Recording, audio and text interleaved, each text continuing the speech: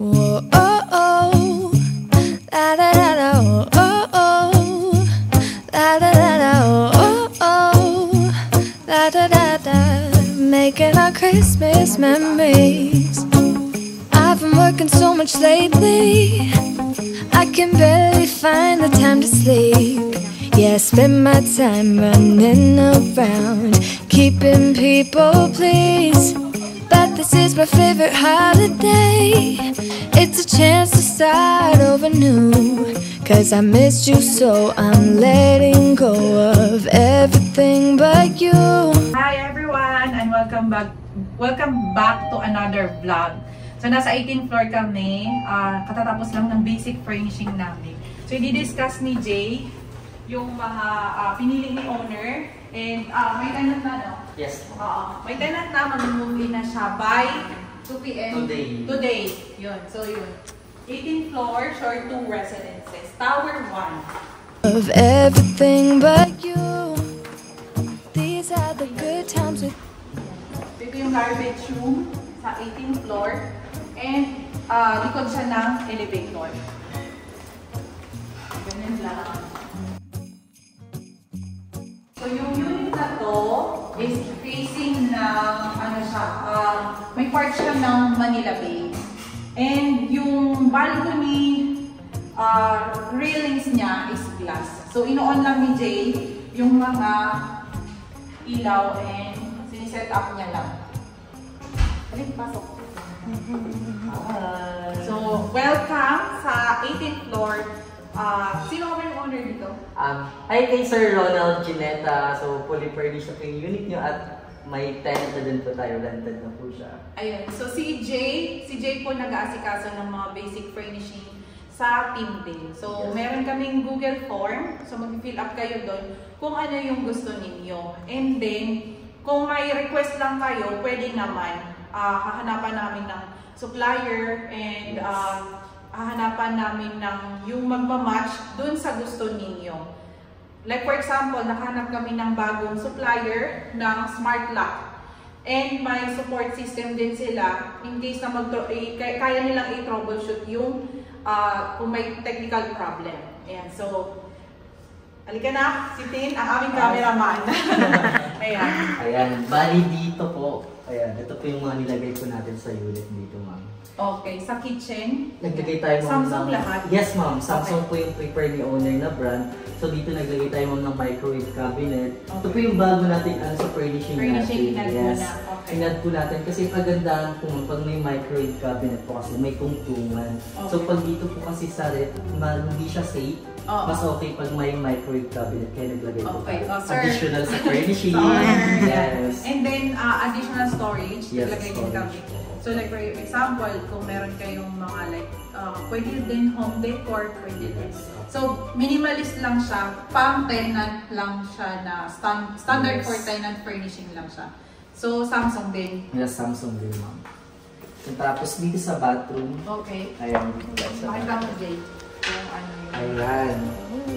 Dito sa bathroom, ito naman yung may problema yung ano natin. Dito ma'am may problema lang po siya sa drain. Kasi yung unit ni owner is virtual turnover siya. Okay. So bali na turnover siya ng June, tapos binigay sa atin ni owner. So in-inspect namin, nung nakuha namin yung susi, din na-found out na na-clog yung bathroom drain. Pero na-concern nyo na saan? Yes, na-concern na po. May schedule na po sa December 12 para maalis po ni SMBC po yung clog sa drain. So, kasama yun sa services namin, yung turnover services. In case na hindi kayo makapunta sa turnover na date, kami po yung magta-turnover. Then, i-check lahat namin. Yes. Okay. Mas gusto namin na kami yung sa turnover hanggang sa restoration. So, full-time management ng unit ninyo. Kasi kapag ganito lang, like for example, the turnover ninyo, and then hindi siya na-inspect mabuti, sa turnover, nagkaroon ng problema. Pero, okay lang naman sa tenant. Yes, willing naman siyang maghintay. Maghintay. Kasi may schedule naman. Okay. So ito? Yes, yan. May announcement po tayo. And dito po naglalagay po talaga tayo ng announcement para i-remind po yung tenant natin na bawal sila mag-throw ng tissue at mga paper sa toilet bowl kasi yun po yung magkukos ng clog po tsaka possible po babaha po sa unit. And sometimes hindi siya covered talaga ng warranty. Oh, hindi siya covered ng warranty kasi ano na yung mami, hindi siya problema ng building. So ano na siya, man-made na siya. Okay. Kaya hindi siya covered. So may violation po yun, ma'am. Okay. So dyan. Tapos dito, Samsung din. Okay. Tapos yung bathroom mirror natin is with light. Ayan. With light yung bathroom mirror natin. So ito is tricolor din siya. Ayan. Tricolor din siya. Yan yung gusto ni owner. Ayan, may ilaw. Okay. Mas maganda pa Ito siya, yung ilaw naman natin, naka-attach na siya dito sa bathroom light. So automatic? Automatic, pag nakapatay ito, mamamatay so din safe siya? Yes, Okay. safe siya. Okay, so Samsung din? Yes, ito Samsung din yung washing machine natin na nilagay. Okay. Ano pala? Towel lamp na lang. Oo, ipapalo na lang po natin. And Tsaka yung bilis. Oo. So yung, in-encourage namin yung mga tenant na huwag na lang gumamit ng tissue. So magbibidet na lang. Mag-i-install na lang ng bidet. Yes. Tapos ito naman yung water heater natin. Ayan. So yung unit ko lang sign leak. Wala po, ma'am. Walang leak. Okay yung ceiling. Walang leak. Barado lang. Barado lang. Dito naman sa living area. Yan, bali dito, ayan, nilagay natin is marble. Ito yung request ni owner. So, naglalagay din tayo ng welcome key. So, dito yung house rules ng Shore Residences. Ayan. So, para mabasa din ni tenant. May ganyan na tayo. Yes, ilalagay na natin. So, itong house rules, napaka-importante. Kung isa ka sa unit owner, meron kasi kami isang unit owner, hindi siya nagbasa nito. Yes, Tapos inobliga tayo Saturday, Sunday, maglinis ng aircon, mag-assist ng tenant. So hindi kami makapag-assist kasi unang-una, yung working hours lang is a day, Monday to Friday. Possible kasi magkaroon kami ng violation.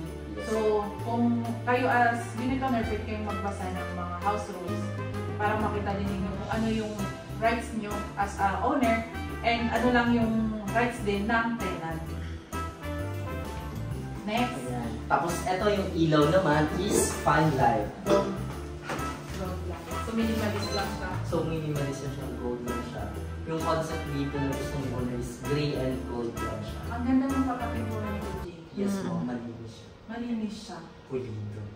Tsaka ang ganda. Ang ganda yung pagkapintura. Ayan, palihan yung fan light natin. Tricolor din siya.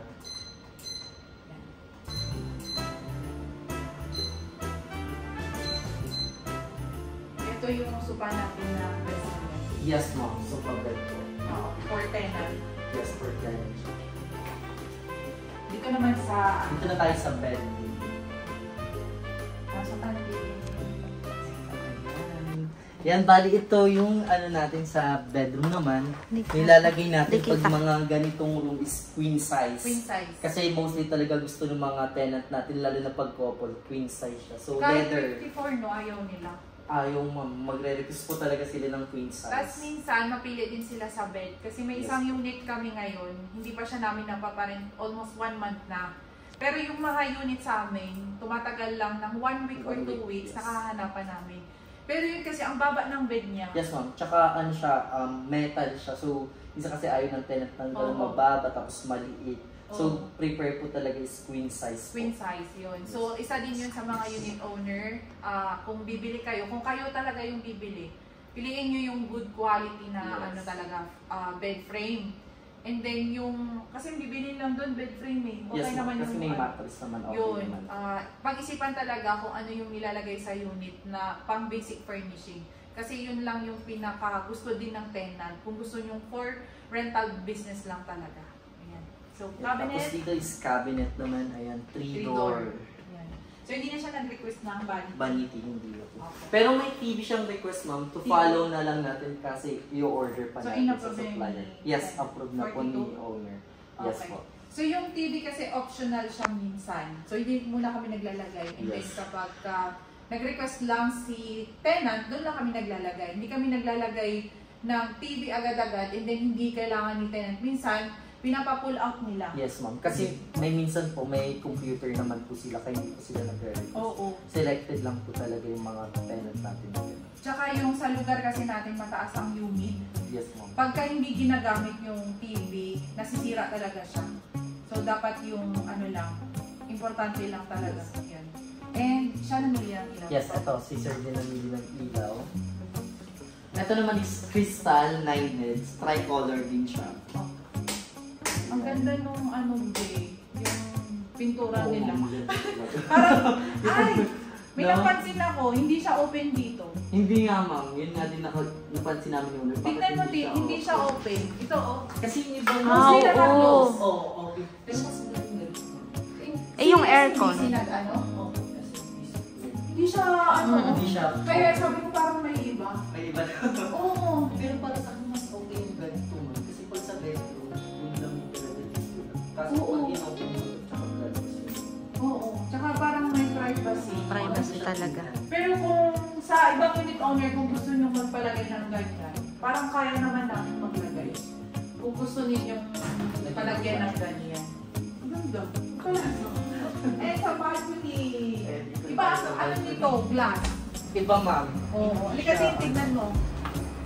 Yan. Glass siya. And mas malaki yung area dito. Yes. No? Pag facing dito. Glass. And update Mami J sa reclamation. Reclamation area. Yan yung reclamation area. May tenant tayo dyan eh. Yeah, meron, ma'am. Sa Tower 3.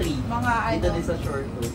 Yung ano daw dyan, company na parang naka-contract is from Davao. So yung mga tenant namin is from Davao na mga engineer and architect. Sila yung mga tenant namin na ano. Akin na din pakita ko.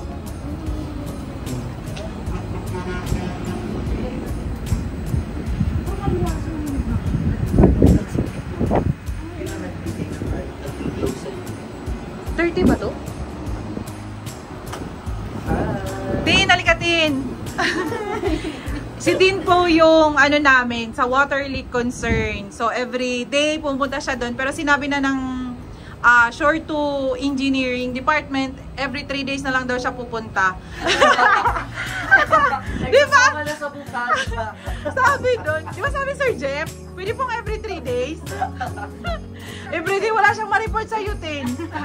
So ilan na yung ano mo, water leak problem mo? Sa lahat overall nung pumasok ka? 24 units ba yon? Ilan na na-solve mo? Ano na, 9 plus 7.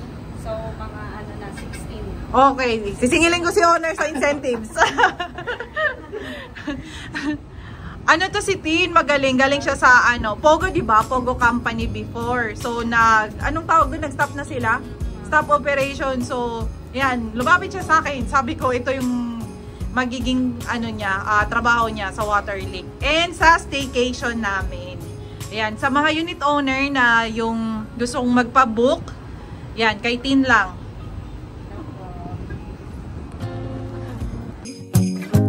Baby, this year it's just gonna be you and me. Hang by the fire and chill. Isn't this how it's supposed to be? Making our Christmas memories. Oh, and I've been longing to hold you close. Forget about everyone else. Isn't this how it's supposed to be? Making our Christmas memories. Oh, oh, la da da da, oh, oh, la da da da, oh, oh, la da da da. Making our Christmas memories. I've been wrapping presents for you. I've been hanging marbles in the tree. And I've lit my house with Christmas lights. So you should come back home to me. And when we wake up in the morning, I'm gonna play those carols that you love. We'll be singing all the melodies until the sun comes up. These are the good times with you. Baby, this year it's just gonna be you and me. Hang by the fire and chill. Isn't this how it's supposed to be? Making our Christmas memories. Oh, and I've been longing to hold you close. Forget about everyone else. Isn't this how it's supposed to be?